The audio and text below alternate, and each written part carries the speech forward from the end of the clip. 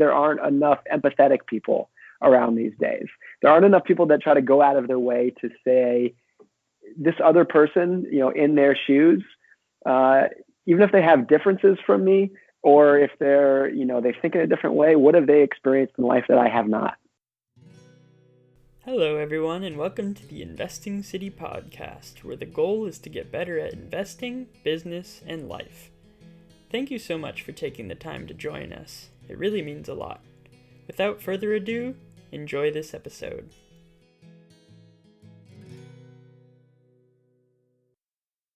Today, we are happy to be talking with Morgan Housel, a partner at the Collaborative Fund, a venture capital firm located in New York. Morgan is one heck of a writer.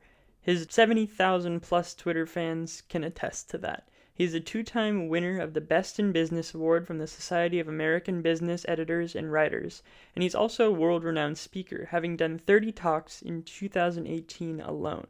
Prior to the Collaborative Fund, he worked for nearly 10 years for The Motley Fool, an online investment firm located in D.C.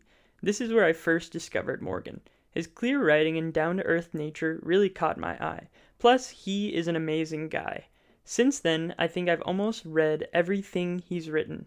It is our great pleasure to introduce the Morgan Housel. Okay, thank you so much for joining us at the Investing City podcast. This week, we are overjoyed to have guest Morgan Housel on, who is kind enough to agree, and we're just so excited to have him on.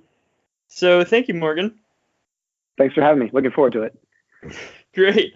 So the first question we've got has a little bit of a backstory. So Morgan, why are you so nice? So that's a great question. I like the question because I should say thank you. But B, I think there's not enough nice people around these days. And I would frame it a little bit differently. I would say there aren't enough empathetic people around these days. There aren't enough people that try to go out of their way to say this other person, in their shoes, even if they have differences from me, or if they think in a different way, what have they experienced in life that I have not? I think that's a really important skill to try to force yourself to think about. And a lot of people don't. I think a lot of people just kind of increasingly live in their own worlds. And now that we have the kind of social media technology that we didn't even 5 years ago, people are more aware of other people's views on the world.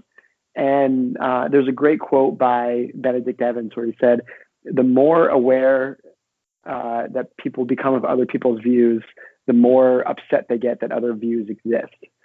And so I think that's something that I've tried to push back on intentionally. Of course, I don't always do it. There are many people out there who would say I'm not a nice person, but I always just try to put myself in someone else's shoes.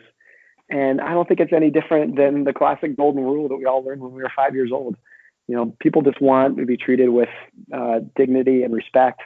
And most of the indignities and disrespects that people put forth, I think by and large are caused by just not being able to empathize with what that other person has experienced in life that has brought them to the views that they might have. I love that. And it's interesting because I would guess that like 99% of people know the golden rule, but why do you think it is that only like maybe a small percentage of those people actually like implement it? I think it's a great question, and it's a really complicated answer, but I'll try to grossly summarize it. I think there's always at the heart of it is just natural competition, and that life in general is often just a big competition. We're fighting for spouses and partners and jobs and financial returns and opportunities and customers. Like a lot of this is just like a big fight that we're getting in. And it's just like a big, it's just the world's just like a big competition. And if you view it that way, just like the natural instinctive impulse to view it like this is a competition, I'm going to fight for this. That's, I think, where a lot of the behaviors come from. I think if there's a flaw in it, and this is probably getting more important these days than it's ever been, is that now that there is greater access to information and people can see what other people are seeing and how other people engaged, how other people act. Even like for a business, something like Yelp, where you have all these customer reviews, or just for individuals like on Twitter, where you can go see kind of like a detailed, a detailed archive of someone's behavior and their thoughts on the world. Now that these views are more open and transparent, I think it becomes more important for businesses and people to realize that a big competitive advantage these days is your ability to get along with people, especially people who disagree with you. And I think that's always been the case, but it's more the case these days than it's ever been. And so I think if there is a lot of, let's go back to how we framed it, not nice people out there, I think most of that is done not with bad intentions. It's done out of a sense of trying to be competitive. And if there's a flaw in it, it's realizing that being nice to people is a competitive advantage these days. I think that's super interesting. I think one thought about that is I think people inherently can tell when somebody's being genuine or not, if they're trying to be nice as a means to, make the sale.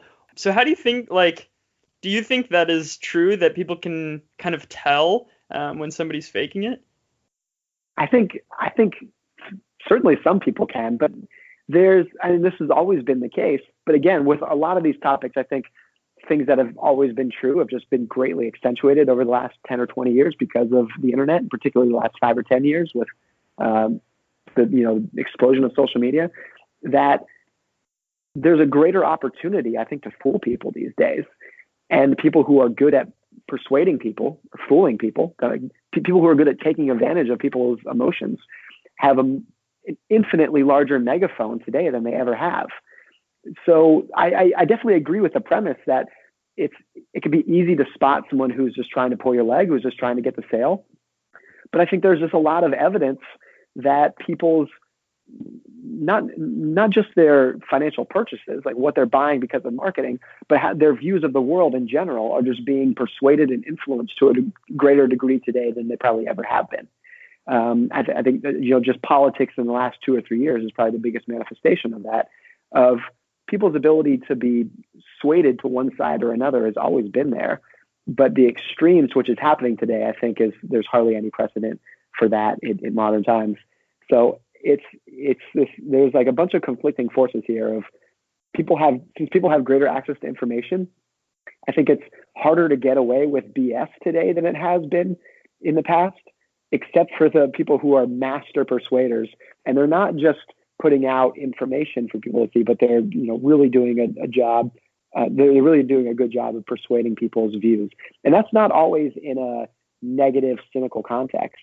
I think there are a lot of great marketing companies these days that are, using technology to really persuade people in a direction that might be good and might be beneficial.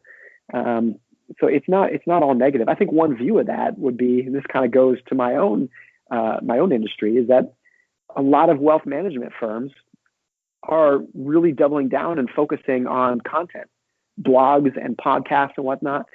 And they're doing that. Lots of them are. They're doing that basically as a marketing function of, let's get our wealth management firm's name out there so people know who we are and what they're doing. But the content that they're generating, you would not necessarily think of it as marketing. They're not saying you should join us because of X, Y, and Z. They're just saying, here are our thoughts on the world. Here's our view of the markets. Here's how we think about investing. And it's generating a level of trust, which in effect is a level of persuasion to get that person to trust the author of that content and hopefully come to the wealth management firm. So it's not all negative that people are just kind of being brainwashed online. I think there's a lot of good aspects to it, but there is, the ability to persuade someone's views these days is greater than it's probably ever been. Yeah, you touched on a lot of good points there. I think I like how you bring up that it's not all bad, right? I was thinking about this idea that because I just finished up the book Influence by Robert Cialdini, and he talks a lot about kind of these marketing techniques that you can use to effectively fool people. But I was thinking about the difference between a scam and a good business is the value prop. Like, a scam is just using creative marketing to trick people into buying something that's bad.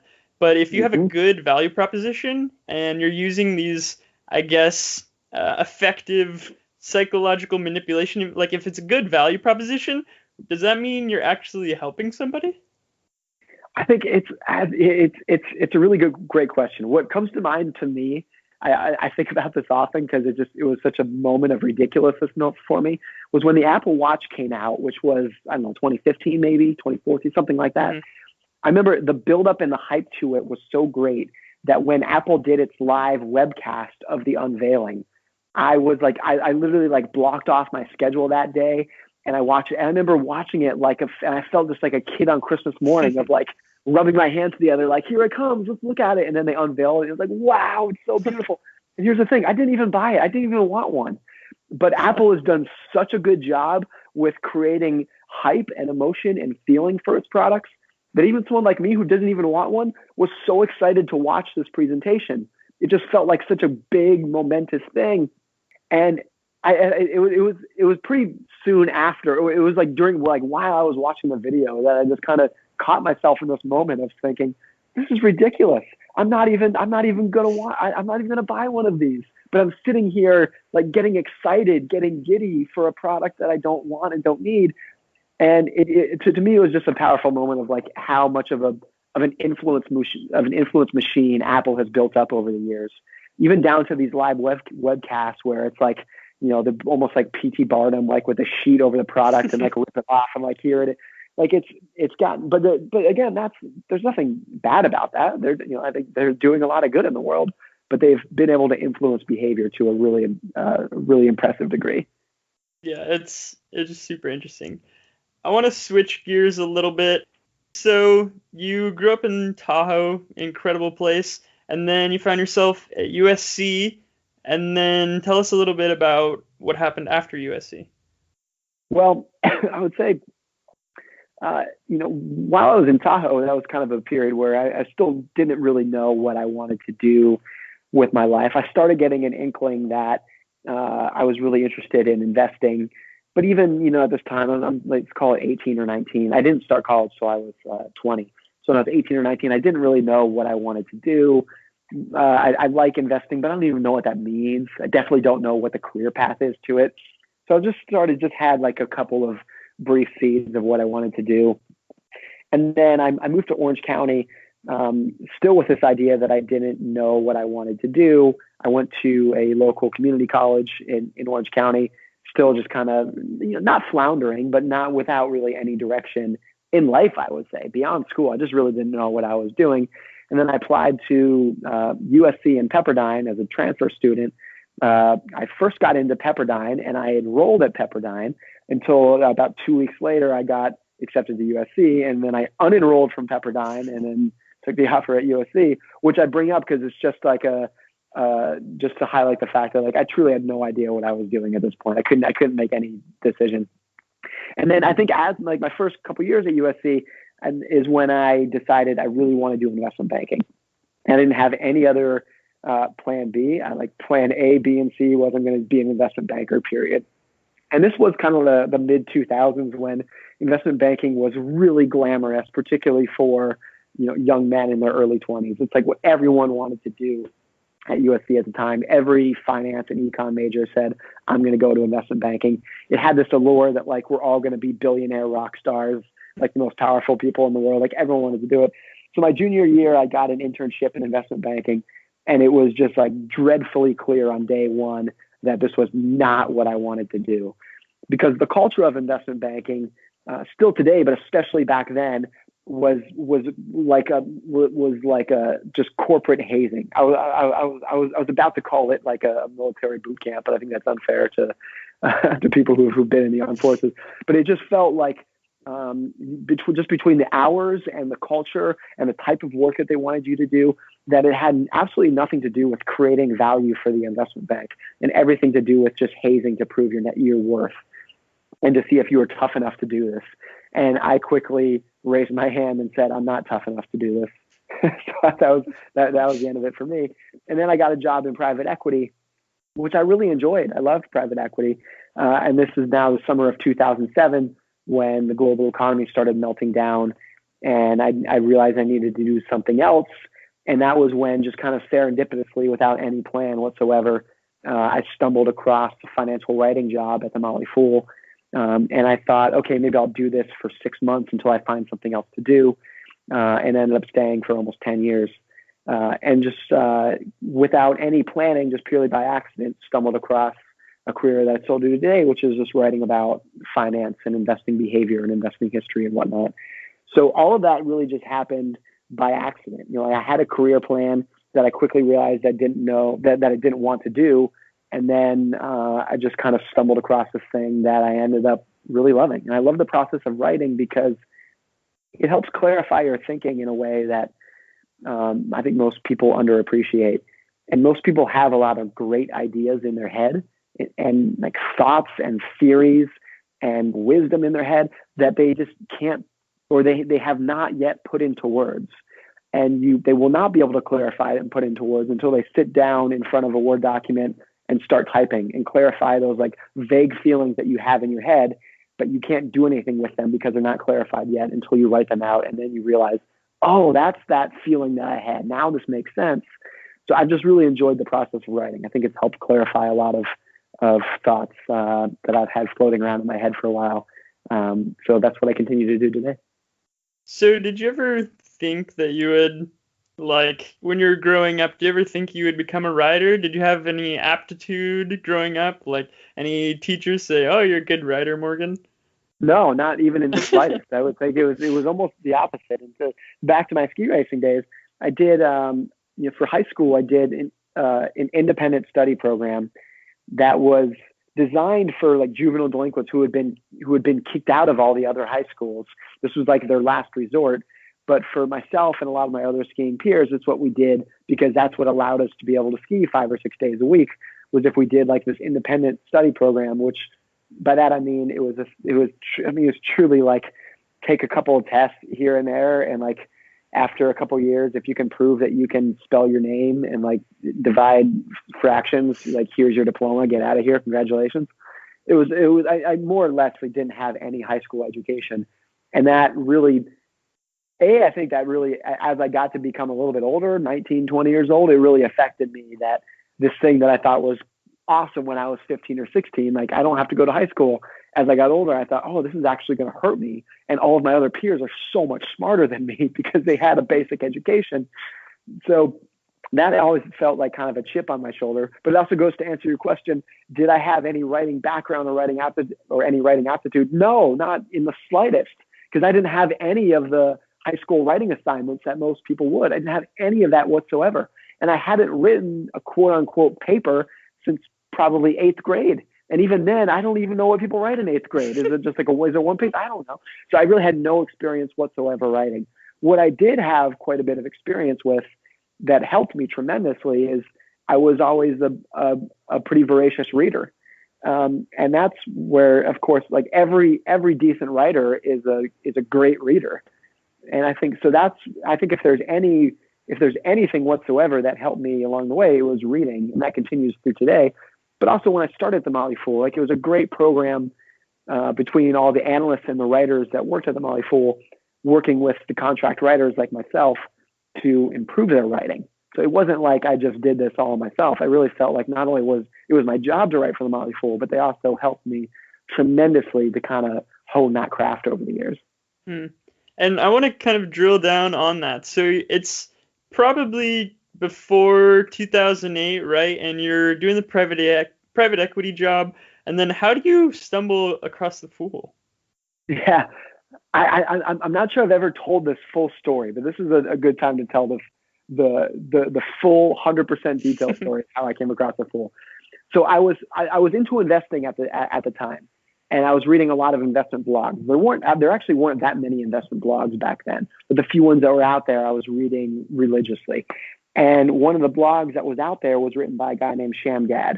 Shamgad's a real smart investor. He's still running a fund these days, and he had an investment blog back then. And he wrote a story about Eddie Lampert, who was a hedge fund manager and went on to become CEO of Sears. And Sham mentioned in the blog that Eddie Lampert graduated from Harvard. And I knew that was wrong. Eddie Lampert graduated from Yale. So just kind of being a jerk, I emailed Sham, who I never know who I'd never met him, but I emailed him and said, hey, your blog post is wrong. He went to Yale, not Harvard. Which is, of course, it's like the smallest error. Like, I was such a jerk for pointing it out to him. But Sham was gracious, and he wrote back and said, thanks for pointing that out. I'll fix it. By the way, I see from your email address that you go to USC, because I emailed him from my school email address. And he said, I will be in LA next week. Do you want to meet up and grab coffee? Like, we're both investors. Let's meet each other. And I said, sure, yeah, let's do it. I have no idea who you are, but yeah, let's meet. We're investors. Let's talk about the stock market. So he said, great, I'll email you next week. And then the next week comes around and he emails me again and he says, hey, I'm flying into LAX. I don't have a car. This is before Uber, of course. He said, would you mind picking me up? And I said, sure, of course. I'll drive to LAX and pick up a perfect stranger. Like, of course, let's do that. So I drove to LAX and pick up this guy who I've never met. And he's really nice. And we're hitting it off. We're talking about investing. We're talking about our careers. Everything's fine. And as we're driving back from LAX, he says, by the way, I have no place to stay tonight. He was in town, like on a business trip or something, but he said, I couldn't book a hotel. Do you mind if I sleep on your couch tonight? And I said, sure, totally fine. I met you 3 minutes ago. Like, no problem whatsoever. Just sleep on my couch. No problem. So it all felt ridiculous at the time, but Sham became a pretty good friend of mine. And about 6 months later, he started writing for The Motley Fool.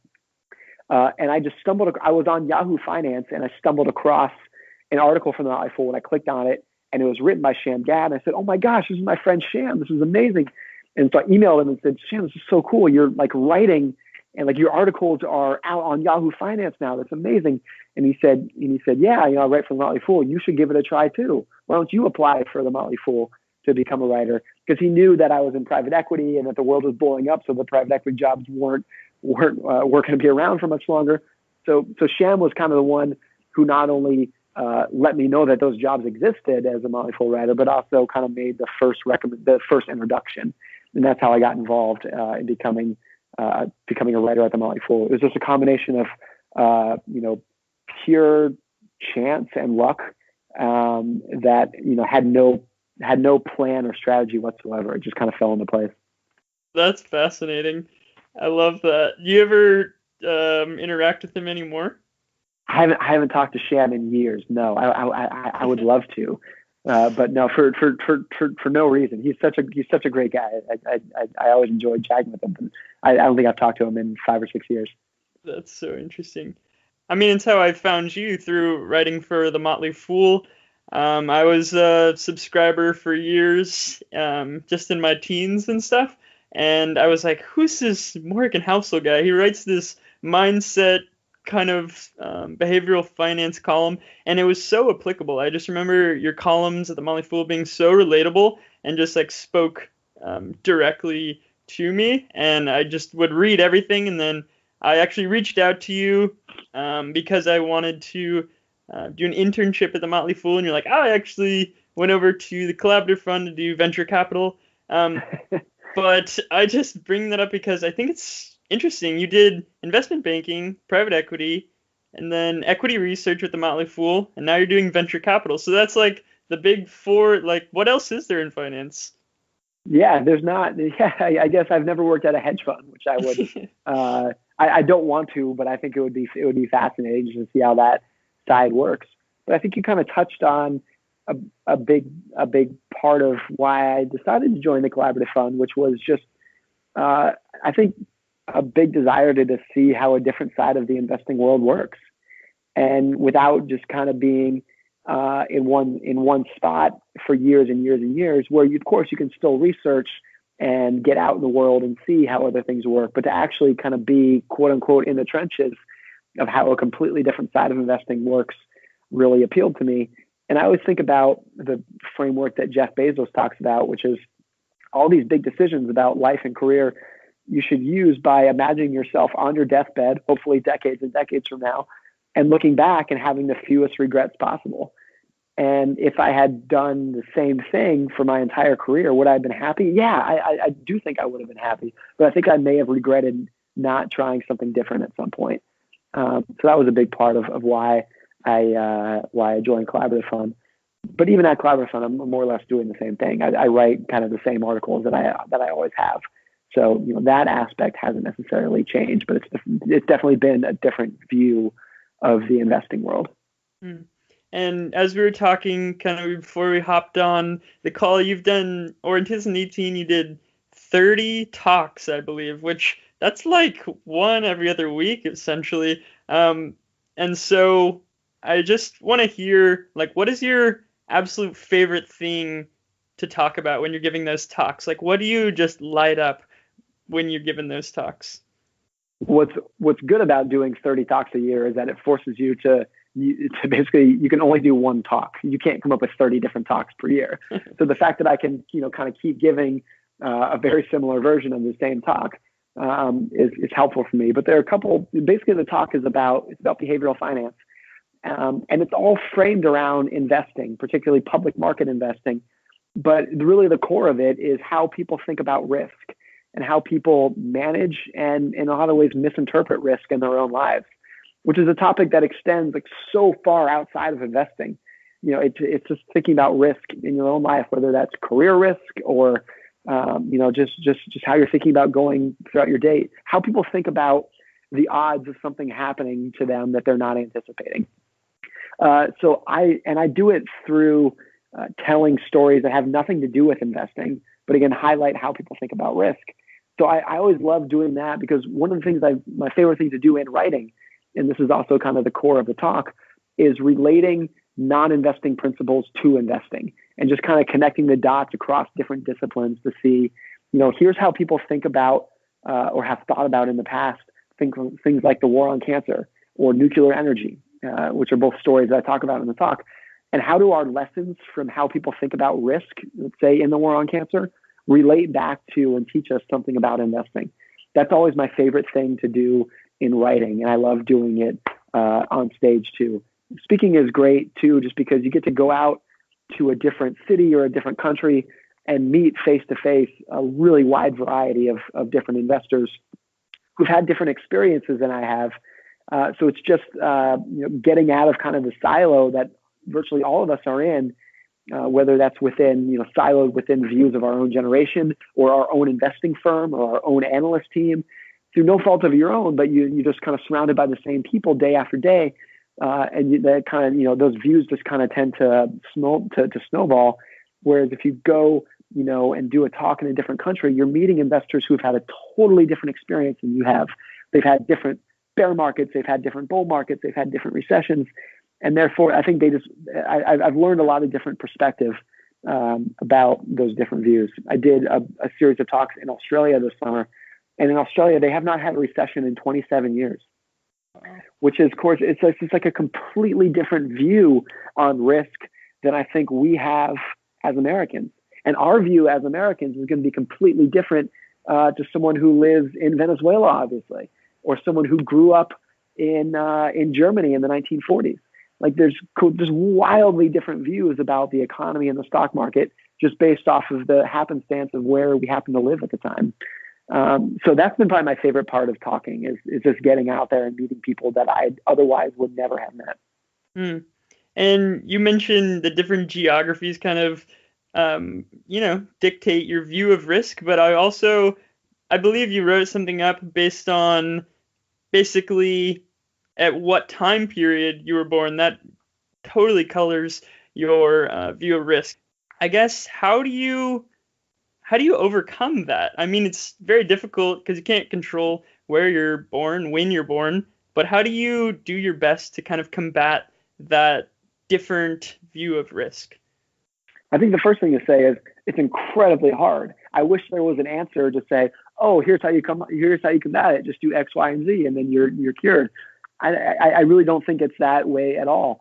The example that I like to think about, and someone else is who brought this up and kind of to kind of like rub in my face that I didn't know what I was, that other people have a different view than me, is, so I love military history. I love World War II history. It's something that, it's something that I've read about for a long time. I just find it all fascinating. I've never served in the armed forces, and I probably never will.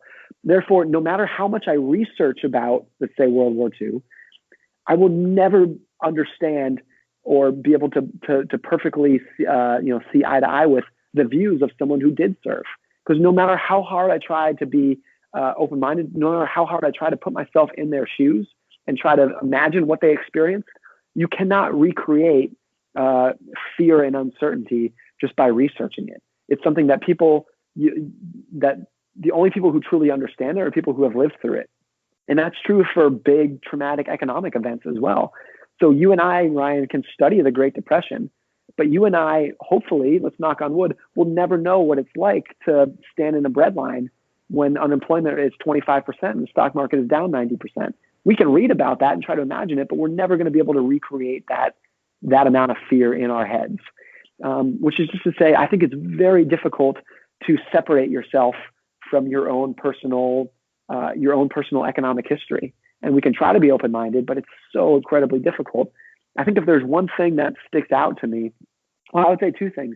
One is, just like I talked about for speaking at conferences, is meeting other investors who've had different experiences than you. And that's just the first step at understanding that there are people out there who are just as smart as you and have just as much information than you, but they have a totally different view on the world just because they have a different set of experiences. And it's a set of experiences that were completely out of their control and out of your control as well. And if you just go out of your way to meet those people and try to empathize with their views, that's just the first step in understanding how many different views are out there. And it's not to say that you're going to perfectly agree with or understand those views, but you just get a glimpse of, wow, this is my view of how the stock market and the economy works. And this other person that I met who's just as smart as me has a totally different view. To me, it's just made me a little bit more humble about things like economic forecasting and just my baseline assumptions of what's likely going to happen over the next 50 years. Of course, I have those sets of assumptions, but they're largely based off of my own experience. And when you meet other people that have vastly different assumptions based off of their experience, it just makes me a little bit more humble about the idea that I know what's going to happen in the future. So that would be the first part. The second part, and this is a little bit more nuanced, but I think it's really important, is the idea of combating confirmation bias in investing, where you're only seeking out views from people who agree with you. And by extension, a lot of those people who agree with you are just going to be people who have had similar experiences in you. And I always like the idea that it's kind of incumbent on you as an investor.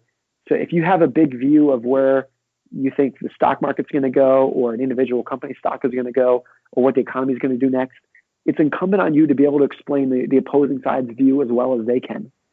And that's really difficult to do.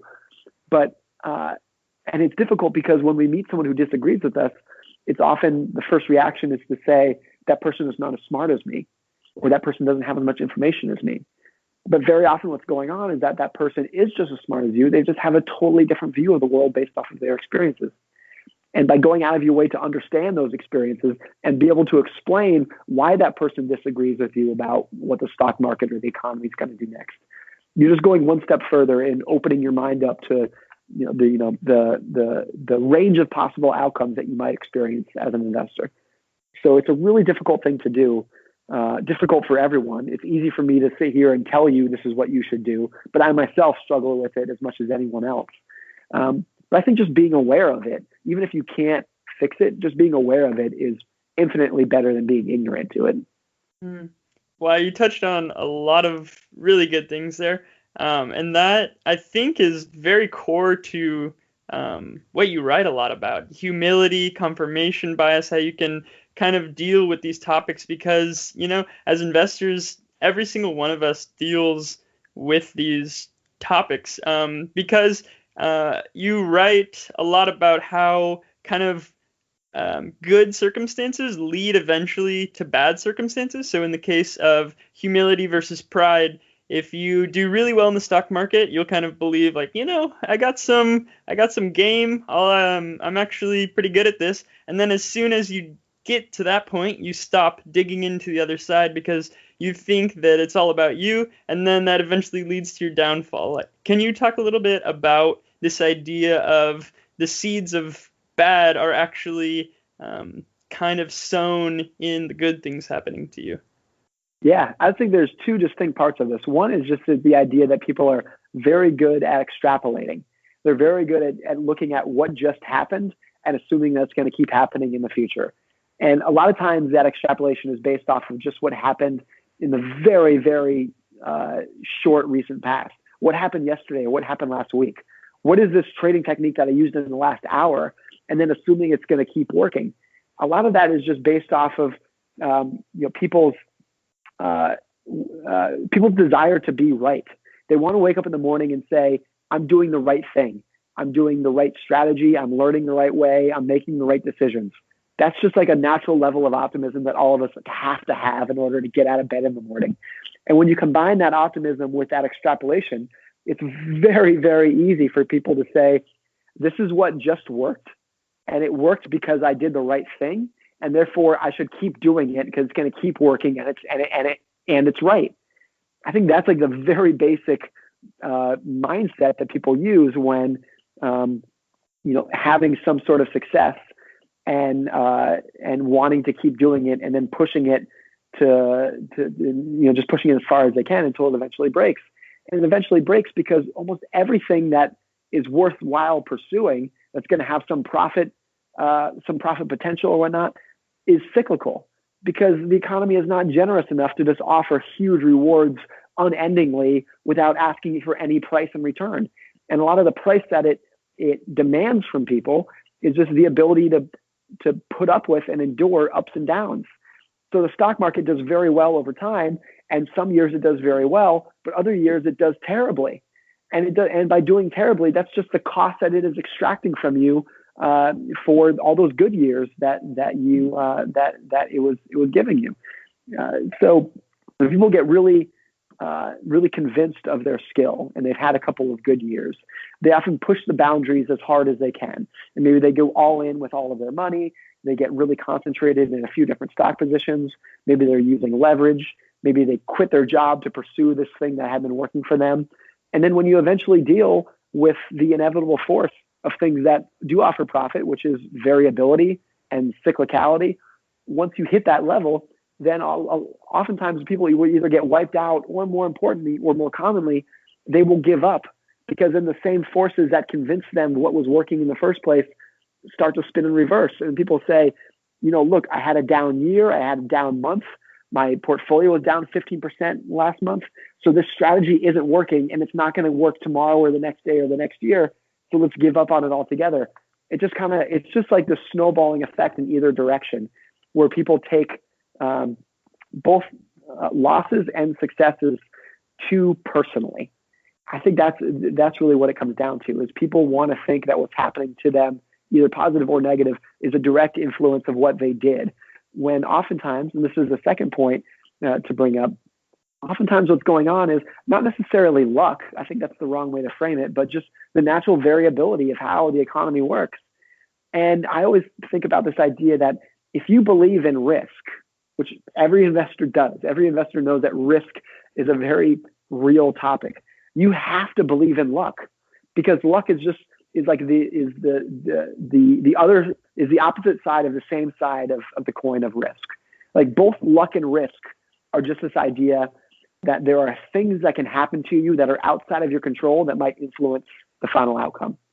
So if you think that risk is a real thing, if you think there's a risk that the stock market's going to, that this investment that you're going to make is not going to work out, if you think that's a potential, you also have to think that there's a potential that this investment is going to do really well for reasons that are outside of your control as well.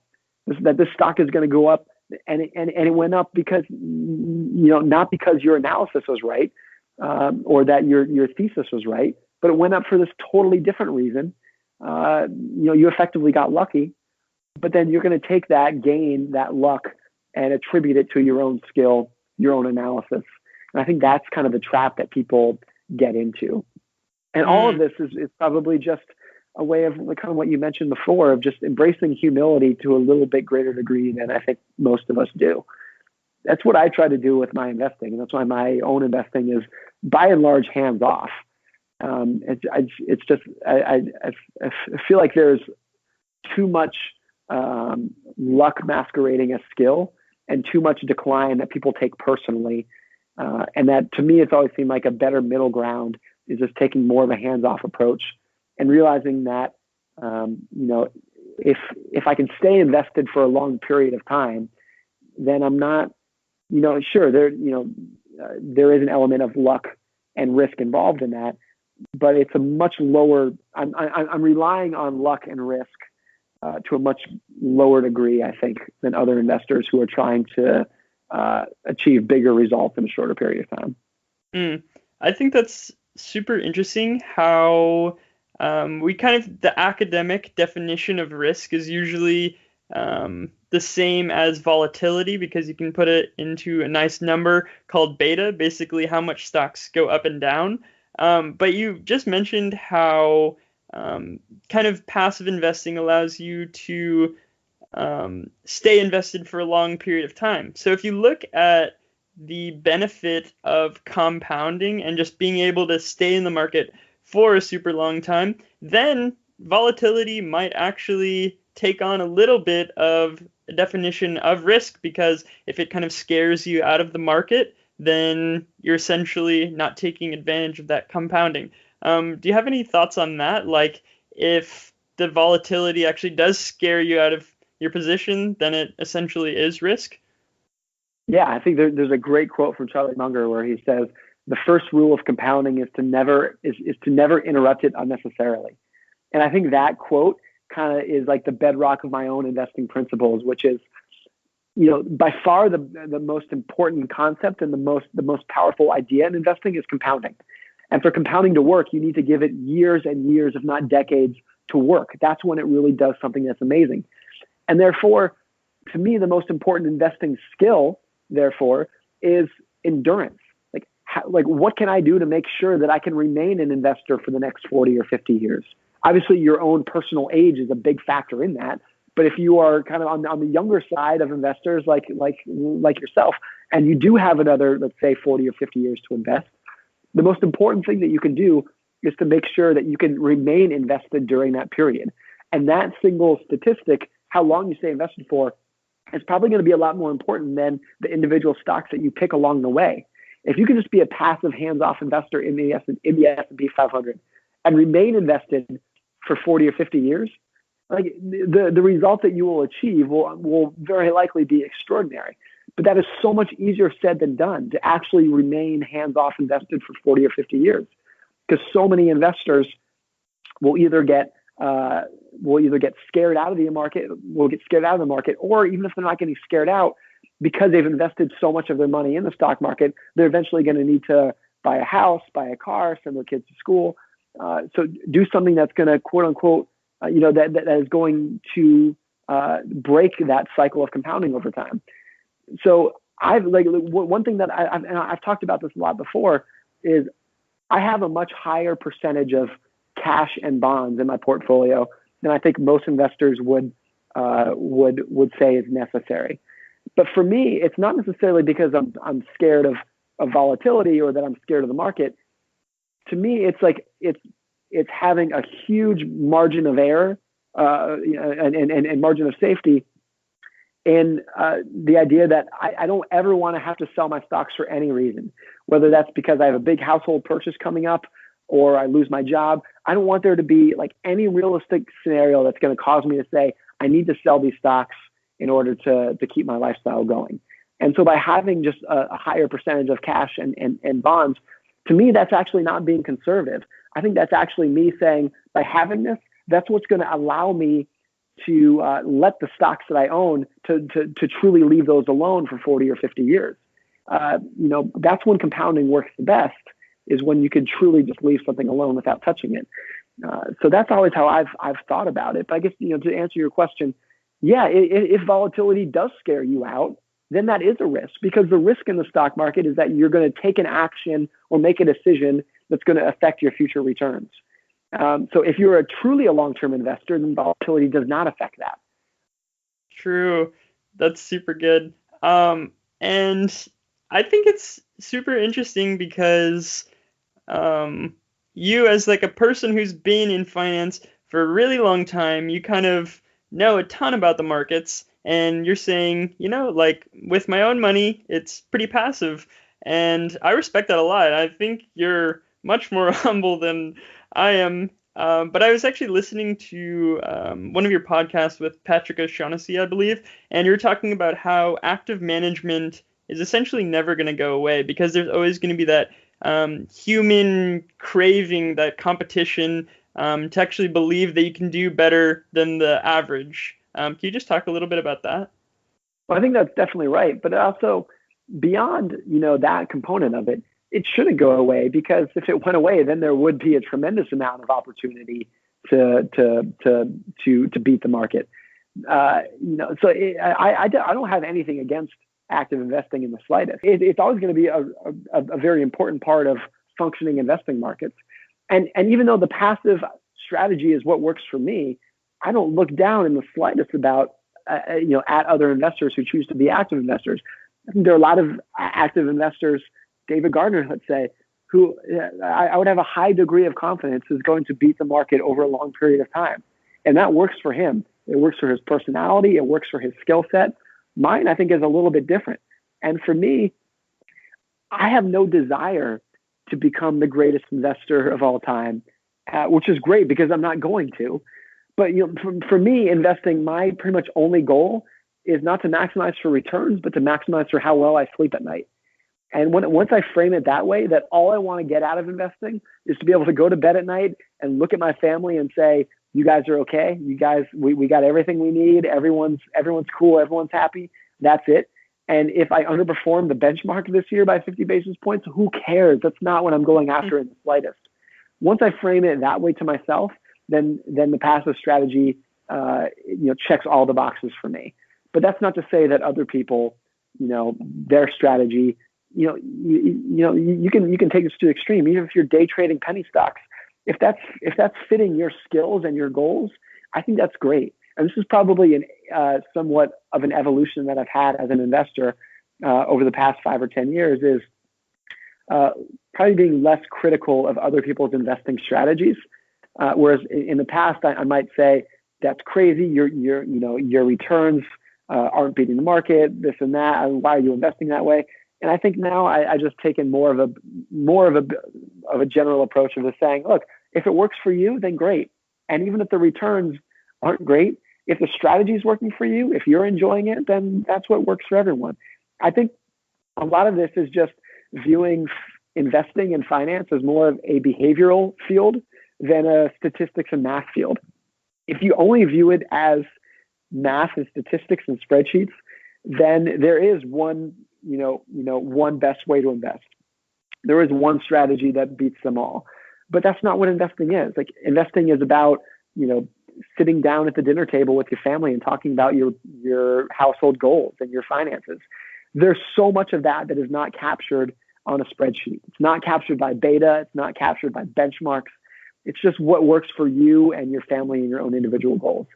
So that's what works for me. And I would encourage other people to kind of think about that framework of not thinking about it as numbers, but just thinking about it as a tool and just something that's going to help push you towards your goals in a different way.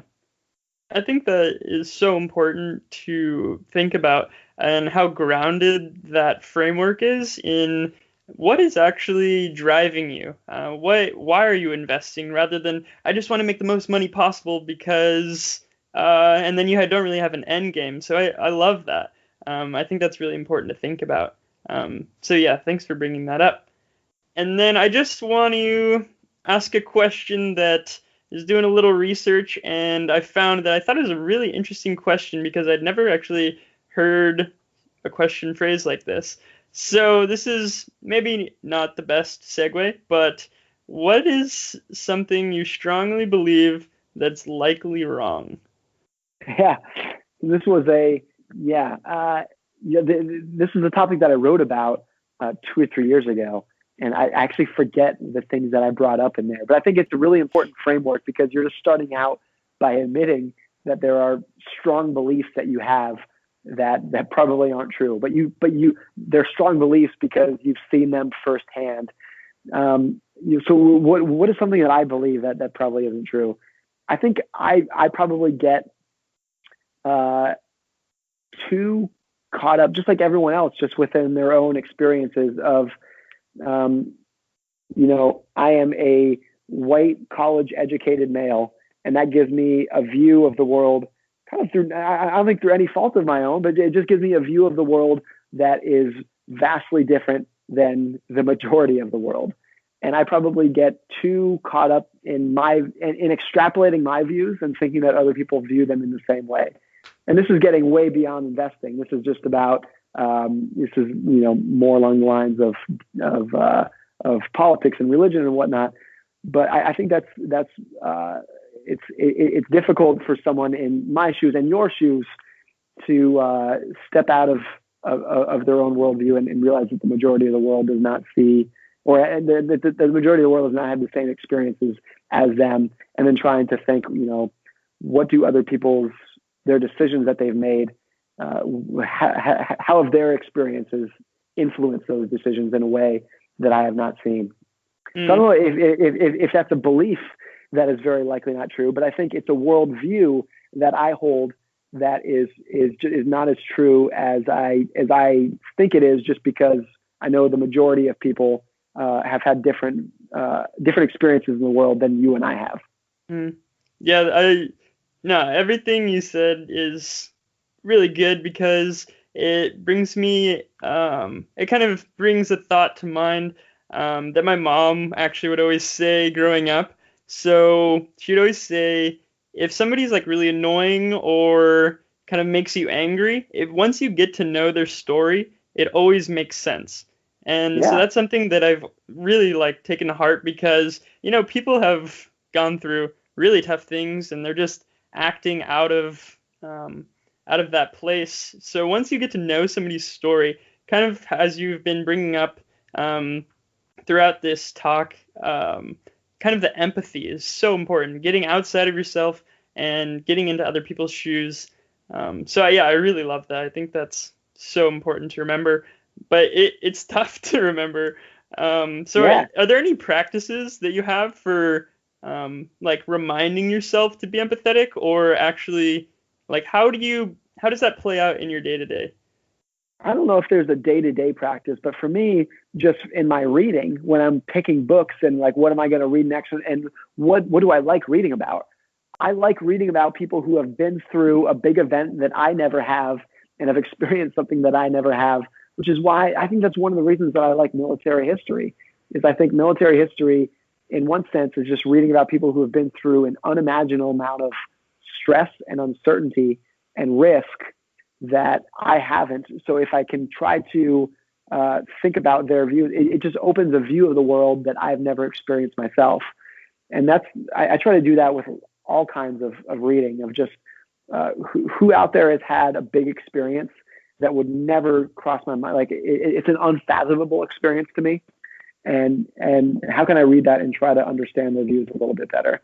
I think that's the only practice that I would say I've had to try to try to be a little bit more empathetic. But that's hard to do too, because people like to read. This gets back to confirmation bias. People like to communicate and hang out with and socialize with people who are just like them. That's true for everyone. That's true for me. But if you can kind of force yourself out of that bubble and force yourself to, I think it's especially true with reading, because there's less social component to it. So it's just a much lower bar to clear. To pick up a book and read about someone totally different than you, rather than going out of your way to become friends with someone who's totally different than you, even though that might be important. I think when choosing what to read about, what to learn about, reading about things that are as far away from your own bubble as possible is probably the best trick. I love that. Pick a book that you wouldn't necessarily even think of. That's right. So, kind of to wind down this conversation, I want to ask a little bit, not rapid fire, but just some more pointed questions, I guess. You've talked about things that are underrated. You believe that walks, going out, like taking a walk or maybe napping while working, like kind of stimulates that creativity. And you also talked about how Warren Buffett, like starting investing in the 3rd grade is actually probably one of the most important things that actually he's done, because he had that freakishly strong base, as you call it. What are some other things that are underrated? Yeah, I think just kind of how you started this conversation when we're talking about being empathetic and being nice to people, I think is really important. When I think back at the best coworkers I've ever had, who I would say I did the best work with, got the most done with. They're rarely the smartest people, but they're almost always the nicest people that you want to work with, and that you're just going to get along with because they're so nice. I think that's really underestimated, and that's something I, you know, I hope to do better at going forward. It's something I think everyone can try to do better with, but it's just so underestimated because it seems like a soft skill. And when people are thinking about what traits will help you excel in the workplace, I think they automatically go to technical skills, coding, math, science, that kind of thing, which of course is immensely important. But I think we underestimate and underrate the softer skills of getting along with people, particularly getting along with people who you disagree with. That's the hardest part, but that's one of the most important things. So that to me is probably the most underrated skill. It really gets back to, I think, like the soft skills of being able to communicate well and trying to empathize with other people. I think those two things are probably the two most underrated skills in business. Mm. That's awesome. What is or what has been the most rewarding part of your career?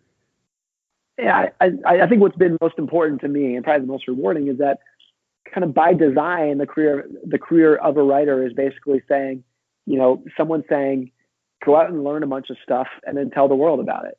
And that to me has just been really rewarding because that's what I would want to do outside of my career. If I was retired, that's effectively what I would want to do, is read a bunch and then write about it to crystallize those thoughts.